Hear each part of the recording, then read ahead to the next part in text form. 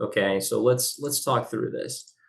This is hypothetically a balance sheet that you could export from QuickBooks, for instance. Okay, and I've got two time periods here.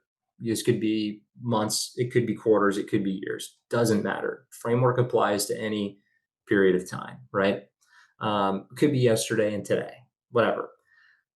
Period one, period two. Okay, so I've got two periods here that I'm looking at, and off to the side, I've got four more. So let's keep it simple for the time being. I'll show you how it works. Then you can apply it to all six periods, which is what I'm going to have you do when we get through this. Okay, and that's going to be your homework. So the first thing I want to do is I want to create a column and just call it change. Right? What's the change from today to yesterday? Right?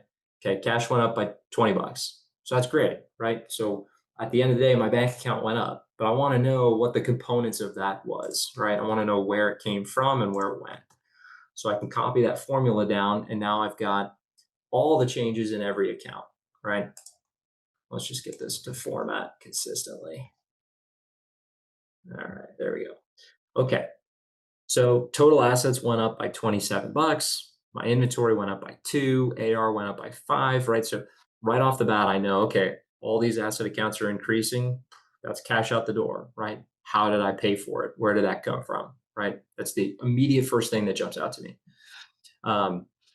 But this is a positive number, right? Positive number. So really, I'm going to create a second column here. I'm going to call it cash flow. I'm just doing this to show you is once we build a bigger table, we only care about the cash flow, really. These positive numbers in the asset accounts, let's get rid of cash. We don't need that cash number. These positive numbers here, right? These are indicative of cash outflows. Cash outflows. On the liability side, we know that they move in the same direction as cash flow, right? That's the golden rule. Golden rule. So if AR went up by 5, that was cash outflow of 5 bucks. If inventory went up by 2, that's a cash outflow of 2 bucks. So I really just want to take the inverse of all these asset account changes. Inverse, right? So these are cash outflows of $5, $2. Well, technically, yeah, total assets includes cash. So really, I spent $7 this year or this month or whatever to build inventory and build AR, right? On the liability side, moves in the same direction. So if AP went down by 5 bucks, that means I had $5 of cash go out the door, right? And the only other thing here is my debt went down by 20 bucks. So I spent $20 to repay debt in this time period. Okay.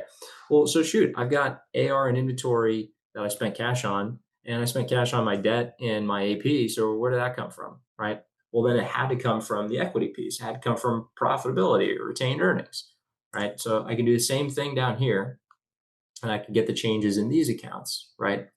Changes in these accounts, and they move in the same direction. Move in the same direction. So if you wrote a check to yourself and you had a distribution, and your equity went from 100 down to 50 bucks, that'd be cash out the door. So the equity acts just like the liability account does.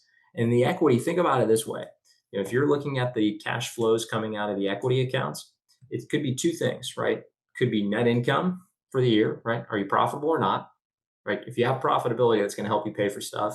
If you don't, it's going to hurt. You have to pay for it somewhere else.